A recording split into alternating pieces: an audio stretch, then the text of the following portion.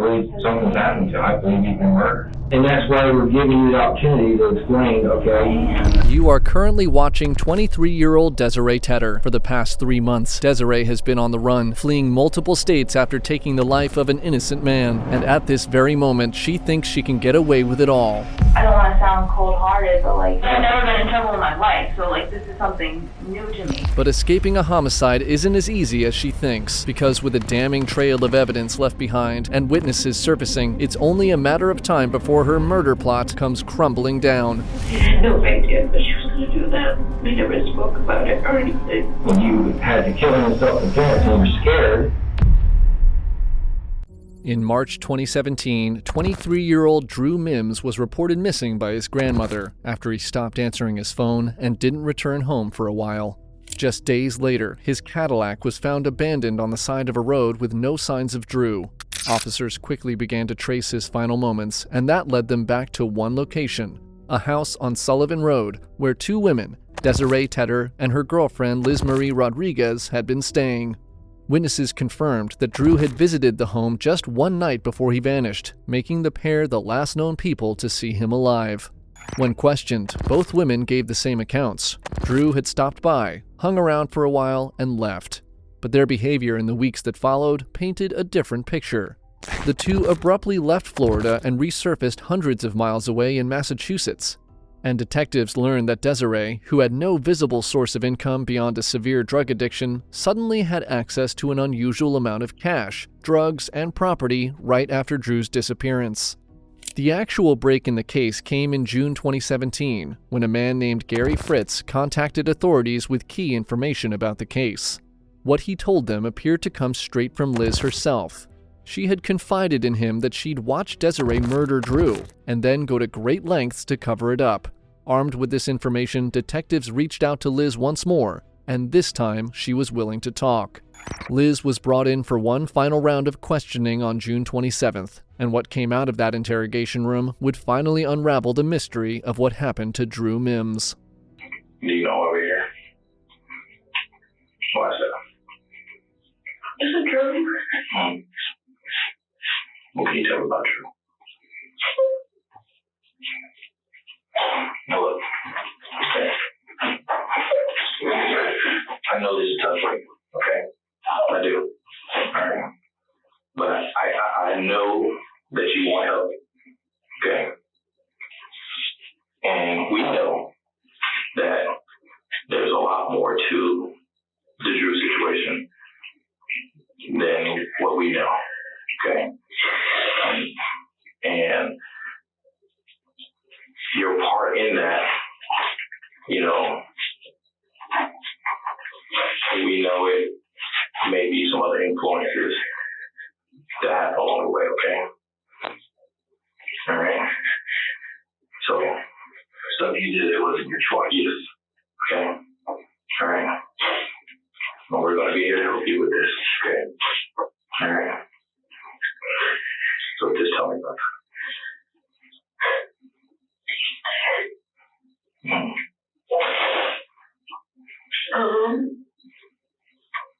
I had no idea that she was going to do that. We never spoke about it or anything. I was sleeping and I just woke up to her hitting him in the head with a crowbar. And he tried to make me so I could call the cops or something. And he had a gun in the bag that she really got a hold of because me and him were sleeping on the bed. And she grabbed me by my hair and threw me on the floor and pointed it to my face and told me that if I left or if I said anything, then she would shoot me and have me hurt.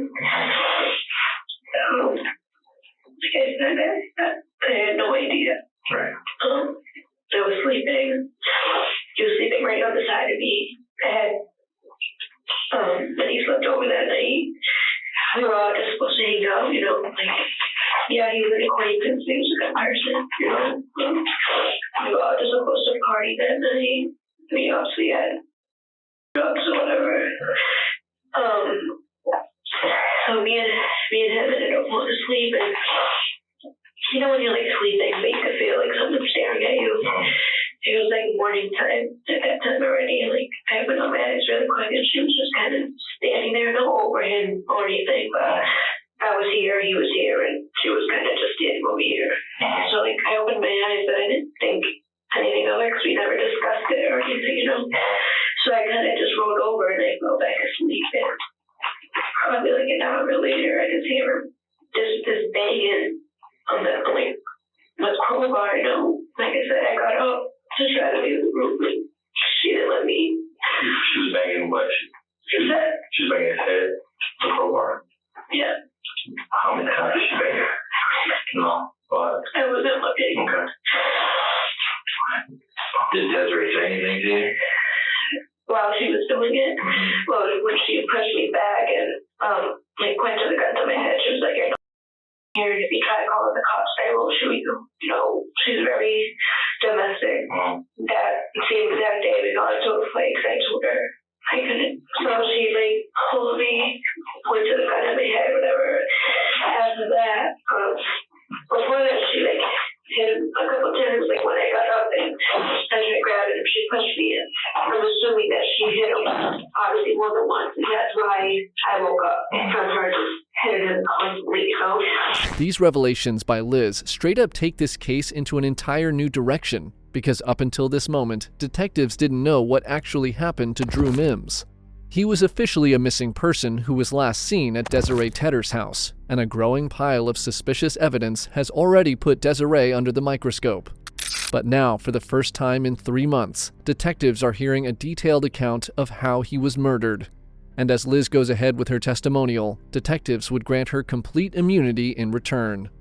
Liz, and something we're going to tell you, okay, is that we have a prosecuting attorney from the state attorney's office from Florida. He's here. He's coming here, and we're going to offer you immunity. We're going to offer you immunity for your cooperation, and you tell us everything. Because we talked to Fritz, your friend. Everybody's supporting you. Everybody's, he told us what happened, and we talked to your mother. Everybody's supporting you. Okay. Look, it's gonna be okay. All right. So that's okay. All right. Yeah, it's a lot to be having on your conscience all the time. Just let it out now. Okay. And I told you in the car, you be honest. You straightforward. You don't hold anything back. Okay. And we're gonna take care of you. He just told you. Okay. We're gonna get the attorney right now. He's gonna explain to you. But we're gonna get the rest of this out. Okay. she points the gun at me again, points it at my face, like, she was like, "Mary, I am not kidding." She grabs me by my throat, she pinned me to the wall, and she was like, "I you." She cocks, or whatever you want to say it, the gun back. She puts it in my mouth, and she makes me open my mouth. She was like, "I do not care." You know, and to think that somebody would hear that you've been with them for so long and they could just do that to you with no problem, you know. It's like, come on. Have you not even cared for me or something? I'm not homeless, but I run around for her. I don't have to, you know.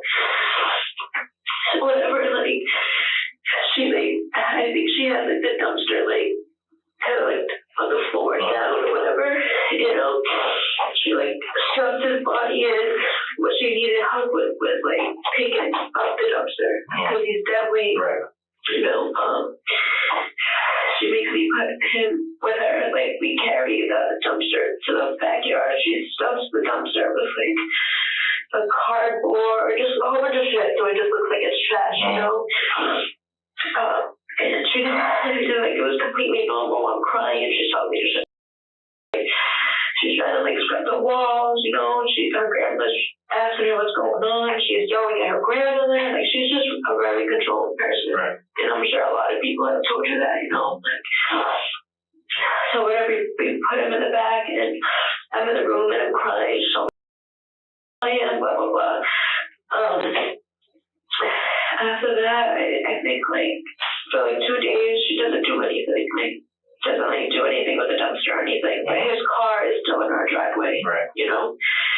So, like, I think that happened on, like, a Wednesday or something, Thursday or something. And, probably, like, that happened on Wednesday. I think, like, Thursday or Friday, she finally decided to move the car. I'm not gonna lie to you, I was obviously and everything. I don't even remember where she dropped the car off. I didn't even want to go with her at first. I wasn't even supposed to go with her to drop the car off because I felt like the less I knew, the less I was involved. It helped me out a little bit better, you know. Were you aware of some letters that she had written? I know that she wrote letters.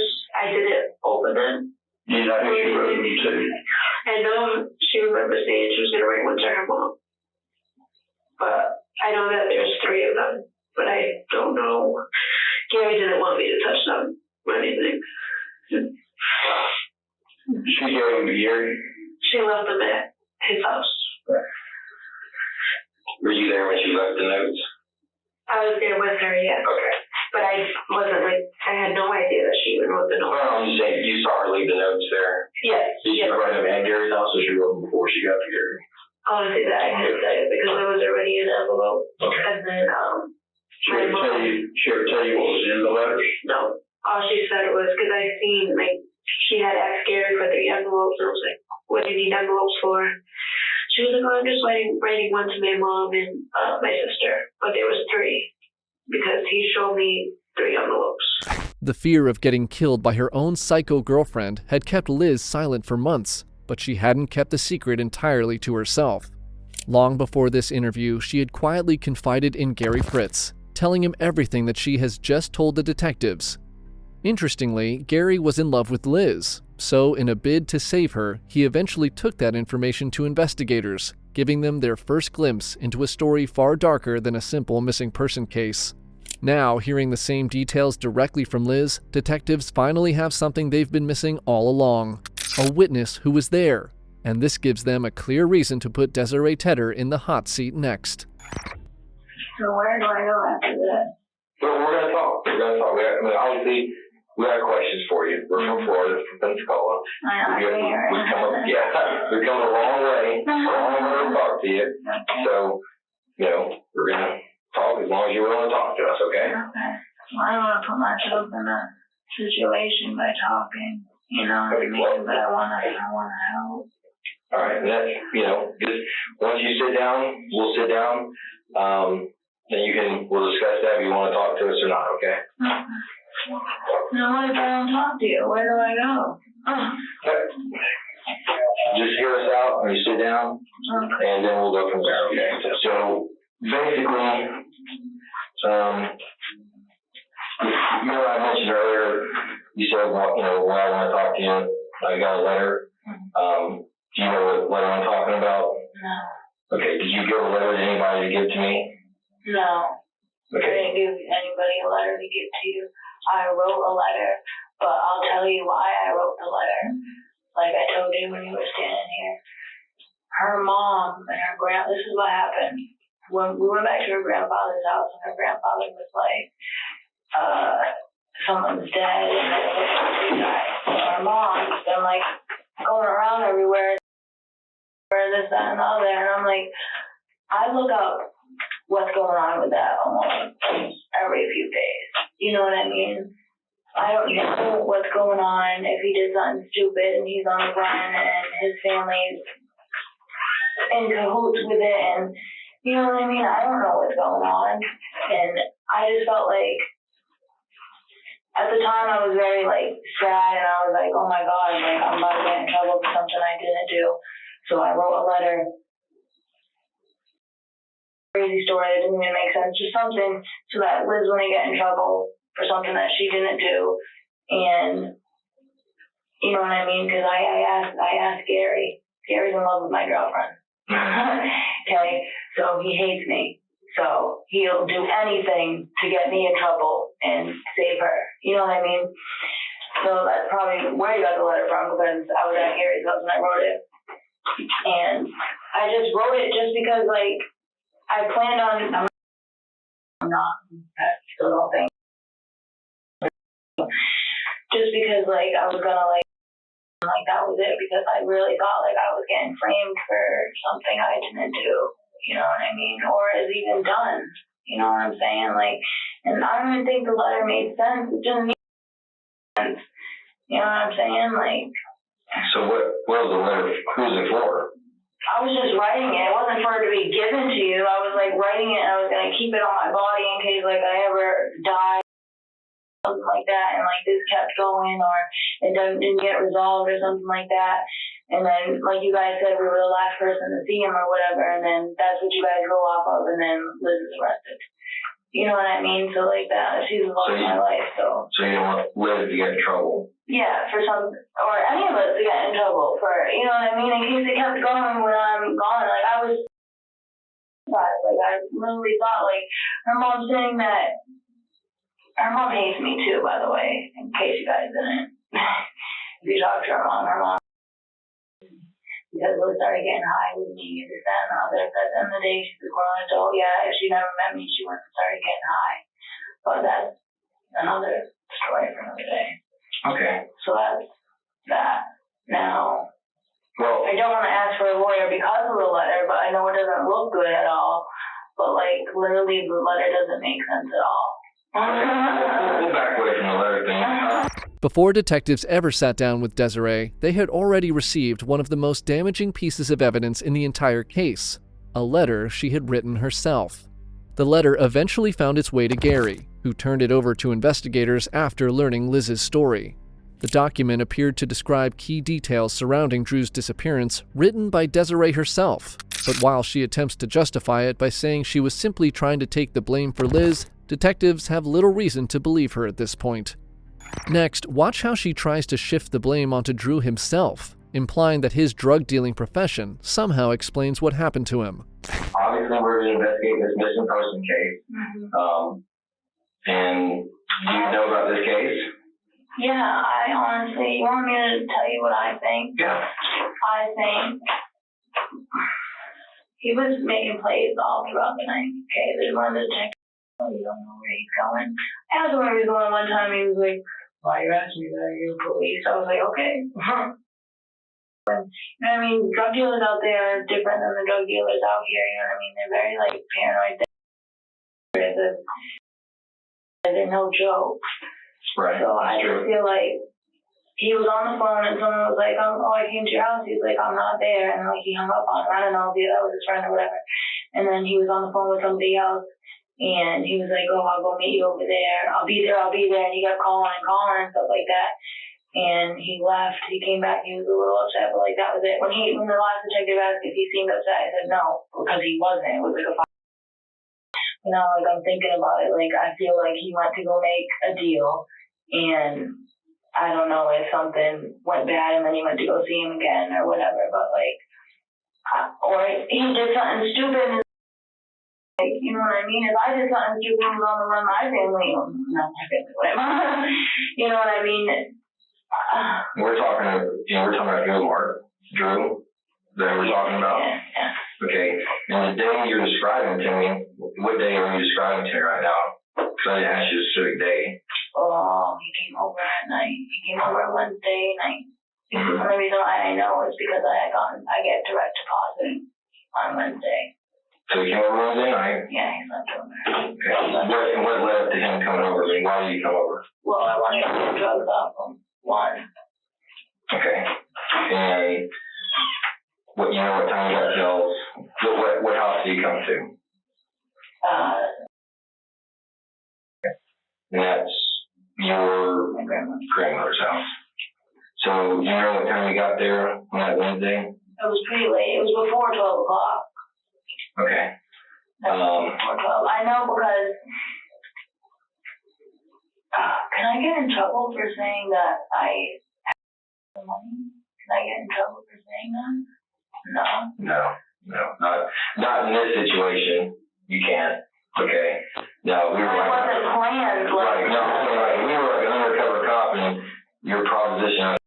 We're not investigating that. We're working our case. Yeah. Okay. Anyway, so they had left, and I was walking. I said, okay, and I kept calling. I'm like, where are you? It's 5 hours. And I was right at the tip of the street where that daycare is on Blanket, right there near the bus stop. And he pulled in, so I hopped in right there, and then he pulled in, so I got away. That was it. We went now. So So it was late. It was late. It was before 12 o'clock though, definitely. Maybe 10-ish. What was he driving? Cadillac. Cadillac. Okay. Gold one. So you hopped into it right there at Brankus and Yeah, he was already on my street. He already pulled, like, he Okay. already took my left. I didn't just hop in right there in the middle of the street, yeah. I wasn't across that Grubin. My mom used to work there. I wasn't across that Circle K. Like, Okay. I think he was coming from, he was coming from the bridge. Alright, so gets to the house, he's in the house, and Yeah, again, hi. doing plays, watching Alright. TV. And then, explain to me, what happens? I mean, when you said people come over, did anybody come over? No, I told him not to do that bullshit. No, I don't need that. My grandmother's upstate positive. I don't need anybody coming over there. Well, walk me through that morning that he's there, that night into the morning when he's at the house. He was making plays throughout the night. We got high, made another play, fell asleep, and he left in the morning. He got a phone call and he left in the morning. Do you know what time he left in the morning? Before 12 o'clock. Was it, It was definitely before 12 o'clock. so the sun's up. Yeah, sun was up. 12 in the afternoon? Yeah. Okay. Yeah. So he stays that Wednesday night into Thursday. Yeah. And he's there Thursday morning, leaves sometime before noon. And He left to go make a play, because that's what woke him up. so did you see him leave? Yeah. Okay. He was by himself? When he left? Mm-hmm. Yeah. Okay. Yeah, no one was with him. One other time with another person, but that was a while ago. So then you said, you did some drugs, and we're not investigating drugs or anything, but so you did some drugs, you had, did y'all stay awake the whole time until you left, or you fell asleep, or what? Well, if you call nogging off sleeping, no, I guess. Okay. So, when he leaves, do you hear I from didn't him? lock him out, no. I didn't lock him out. He's been to my house before. You know what I mean? I trusted him to lock out by himself. What's he gonna steal? So he leaves the car Yeah. before noon, Yeah. in daylight, Yeah, daylight. and do you talk to him again? No, I had texted him and hit him up, asked if he was coming back. He never answered me. Okay. And then his sister, not his sister, I think it was his girlfriend that came by first. A couple of days later, I think it was Saturday. Not Thursday. I think it was Saturday. Or Friday morning. Or Saturday, I don't know. I'm sorry. Asking if Drew's here. I said, yeah, he left Thursday morning. Okay, she left, and then another one of his friends came, told him the same thing. How was that? And then his sister came. There were like two cars, and his sister came, and then other group of people came, and then that was it. And then Desiree confidently explains how Drew supposedly came over, spent the night, and went on his way, unaware that Liz had already revealed the real story. But even if we keep Liz's testimony aside for a moment, the detectives still have plenty of reasons to doubt Desiree. The biggest of all is her being found in possession of drugs. Months after Drew vanished, Desiree was arrested in Massachusetts with marijuana, the very same drugs Drew was known to deal.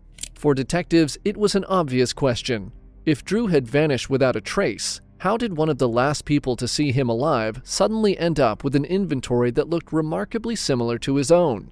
Next, detectives confront her with another big piece of evidence, and she yet again gives a strange justification.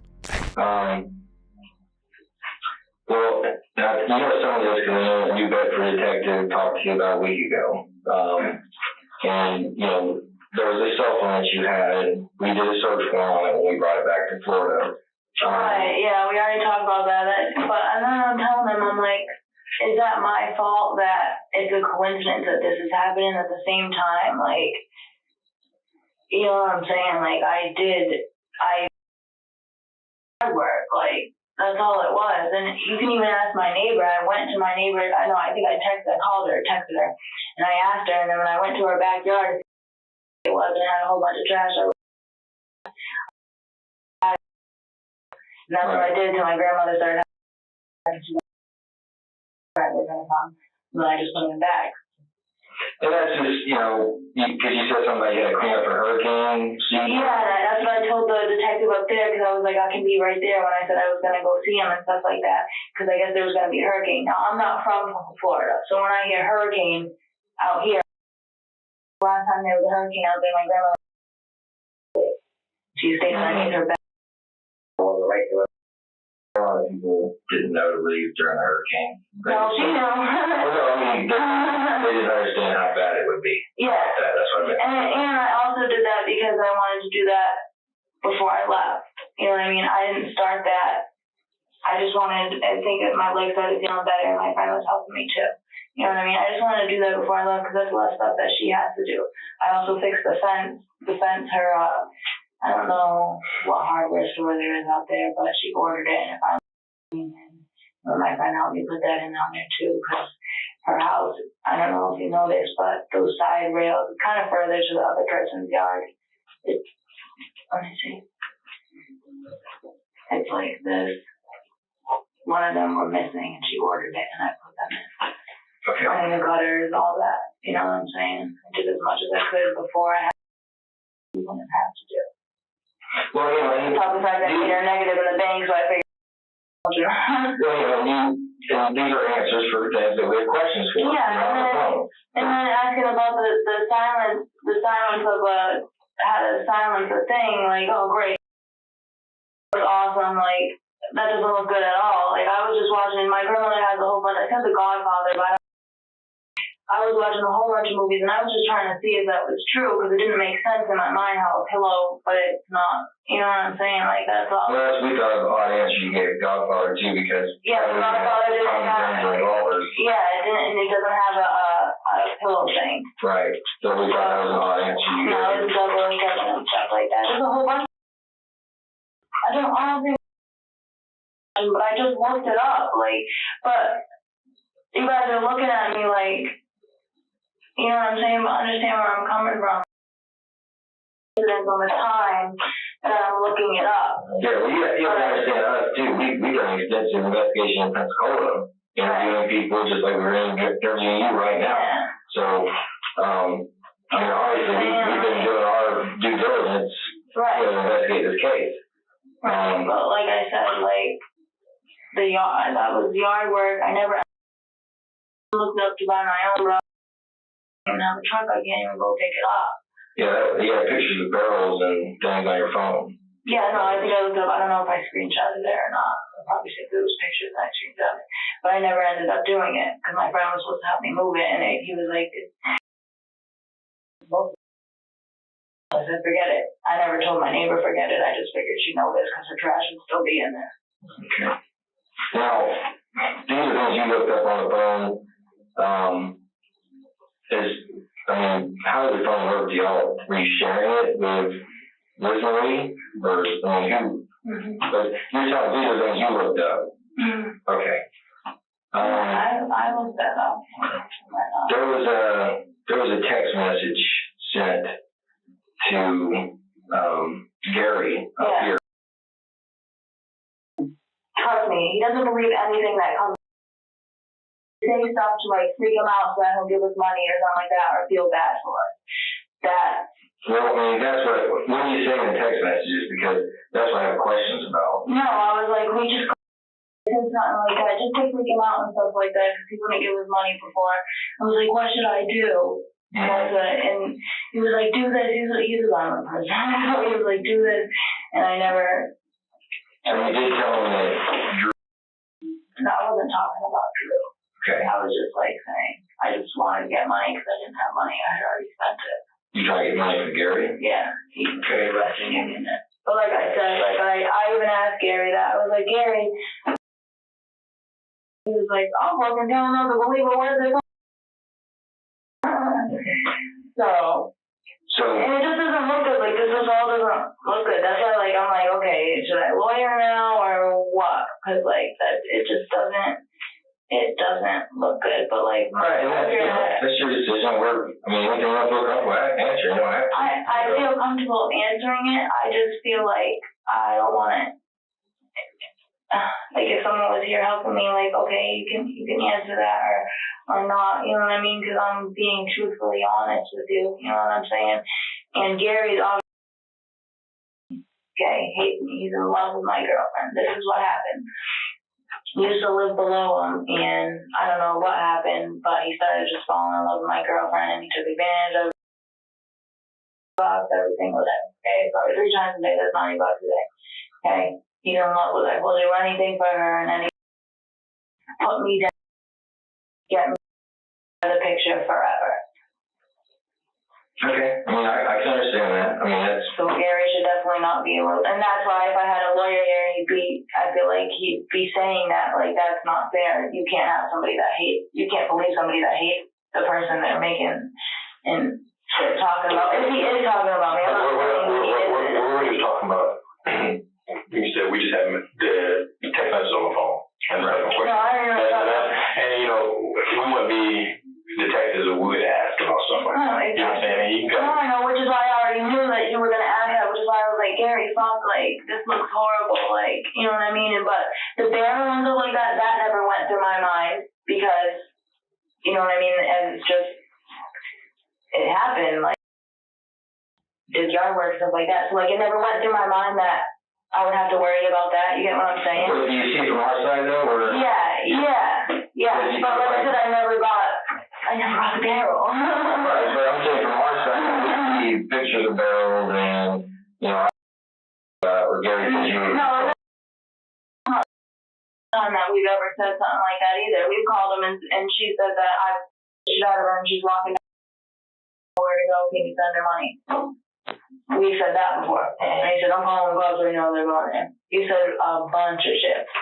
Another big reason why detectives had Desiree on their radar, long before Liz's testimony, was the evidence obtained from her phone. When detectives retrieved her phone and pulled the search history, they found a string of questions that were hard to ignore in the context of Drew's disappearance. And while Desiree is trying to dismiss these searches as a coincidence, the problem is the timing. Many of them appeared around the same period Drew vanished. Then there was an even bigger problem. Investigators recovered a deleted text message sent just hours after Drew was last seen alive. The message read, "You think none will hear it?" The response came back almost immediately. "Don't answer that, you're going to incriminate yourself." By themselves, none of these discoveries proved murder, but combined with Liz's testimony, they now paint a picture detectives cannot ignore. So they try a different tactic to get a confession out of Desiree. Well, the issue, or the thing is too, is that the morning that he's at your house, that's the last time you might see him. So... No. He went to go meet somebody else. Like, he left my house for that reason. He didn't just wait. Like... No, what I mean is that the people that we know... But how do you know that? That's what I'm saying. Because that's what we know. Like, we know that the last people that saw him... Yeah. Was you're talking you about junkies? Liz Marie. You know what I mean? We do, actually. We talked to a lot of junkies. Because we have all his cell phone records. We have his cell phone records. So, you know this phone right here? It has a coordinates, GPS coordinates. Mm-hmm. And we'll just say it's Verizon, okay? We'll just say that. Well, it sends the signal to Verizon, saying where it's at. Mm-hmm. So, constantly sends it. Yeah. And we do search warrants and we go back and see where the phone's at. Yeah. Well, Drew's phones never leave the area of your house. Yes, he said he left my house. No, I'm saying his phones, they show they're in the vicinity of your house. They don't leave that area. He left my house with both his phones. His flip phone and his shitty phone. See, that's where we have an issue because they don't leave that area. Because we have the cell phone records. Yeah, that's fine. But I texted his phone. If he would have left it behind, I would have heard it. Okay, so his phone was not left at your house? No. Okay. Well, another thing is too is that Gary, which obviously you told us you know, you don't Can't like believe it. anything that comes up. Right. And, you know, obviously has similar feelings that you have about him. Yeah. But, you know, Gary is saying that you told him that this guy tried and you basically killed him in self-defense. After I just told you that you can't believe anything that comes out of his mouth, on top of the fact we know that you knew that we were there because one of the girls was there, and we didn't call anybody from over there or anything like that, and Gary's mad because Liz beat him for $20 the other day without her, and he was like, if you don't come back, I'm not, what did he say? I'm not dealing with you. And she was like, I know. And he was like, no one will. So yeah, when he gets pissed off, he'll act like a child. And he wants to just get me out of the picture. Okay, well, I understand that's how you feel about him, okay? But that's what he said, that you killed in self-defense. For what? So we're here to find out too if this really did happen. No, it was rough and he was kind of like asking for stuff, but no. Because, you know, if it was self-defense, you know, that would be something we need to know versus we go with the evidence that we have and it's murder. No. And you get charged with capital murder. Because we're not trying to paint Drew as this perfect person. We're not. No, He was nice. Yeah. He was nice. Right, and then we started having smart. And that's what I'm saying, like, because I was already in my head, scared, money anyway, blah, blah, blah. You know what I mean? Because it just basically, doesn't look good at all. Like, that's why. and it doesn't, and that's why we're giving you the opportunity to explain, okay? I told Gary that I self-defense, I killed this guy, and if we find evidence, which we have been collecting evidence, okay. obviously the cell phone records show that Right. those phones never leave the vicinity of your residence, Okay. and that's where he goes missing from. So, you know, the truth is, or, you know, that's what we want to find out. No. If you had to kill him in self-defense and you're scared, No. that's what we need to know. No. But if it's the other way where it's, you know, cold-blooded murder. No, I can't explain. This is your opportunity to explain. I can't explain the phone. No, I'm not saying I can't explain. I'm saying like I can't explain like the phone thing. Like I don't understand. Like I don't understand if he left it behind. I didn't fucking find it. Like I texted his phone. You get what I'm saying? Like he used his phone before he left.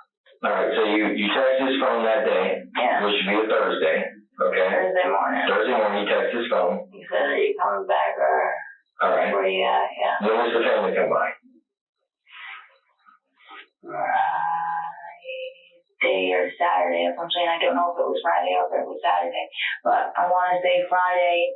I want to say Friday because there was 2 days they came by in a row and then all day Sunday. If Sunday was April 2nd, then all day Sunday nobody came. And I know people came by for 2 days in a row. Okay. And we obviously went through cell phone records and there's a pattern of, you know, you guys getting Drew up to the point that he comes to your house last night. Right, but I don't usually like it. I usually get told from somebody else. Right, but that waiting for Drew is like fucking waiting forever. And I know he's got a text message. Yeah. He's taking his time. He's saying he's coming, but he's not. It takes forever. But the text message. That good. I had already found somebody else with that way. Next episode, too. The biggest thing that's called, you know, gold. Yeah, we're mine for gold. Like, yeah. $35 for something that cost $10. That's why I gotten clean. Yeah. Yeah. Well, see, I gotten clean for a while because of that. We're not big on. You guys don't sleep out there, no? Oh my God. How is that? But what I'm getting to that question is that, you know, for about a week or two before he comes to your house and you get. Yeah, he's serving all. Not every day. It was not every day. It's about every other day, about every second day. But I think I need a Yep, but there's been times that he never came, and I've hit someone else up and they came, and I never even had to say never mind to him. I never even had to call him back and say never mind because he already. Correct. So you're hitting him up. There's probably a bunch of hitting up. There's probably, I probably did hit him up every other day, but he never came. And I never had to say never mind because he ends up being busy and I end up getting it elsewhere. That's right. Well, and that's the point I'm getting to is that even though he never came, you still hit him up. Yeah. So the thing is I did call him. I did call him. Right. Well, you called. So on Thursday, you text him. Yeah. But he got reported missing from his family until the weekend, and you don't call him Friday. You don't call him Saturday. I did call them when they came by. I called them. You told me. I called. Sorry, I called them. You're saying them, so I'm listening. But when his family came by and I said, did you try calling his phone? He said that his phone was off. So obviously I didn't call his phone. Mine is that bad that I didn't call his phone. Well, saying that his phone was off. Well, let's just put it like this. Everybody else is still calling. Everybody else is still trying to hit him up. Even in the face of such undeniable evidence, Desiree still maintains innocence and keeps making absurd excuses to justify her shady actions. The detectives can't disclose to her what Liz has told them to protect Liz's safety, so they conclude the interrogation without a confession. However, on the same day, police dug up Drew's remains exactly where Liz said they would be, buried on the property behind Desiree Tedder's grandmother's house. The discovery rattled Desiree's entire narrative and confirmed Liz's claims. The case went to trial, and in December 2018, a jury found Desiree Tedder guilty of first-degree premeditated murder. Prosecutors argued that Drew was killed for his drugs and money, and jurors rejected Desiree's claim that she acted in self-defense. She was sentenced to life in prison without the possibility of parole. In the end, the case that began as a disappearance was solved because one witness finally decided to stop protecting the person she feared most. Our thoughts and prayers are with Drew's loved ones, who waited for months believing they might see him again, only to learn the heartbreaking truth later.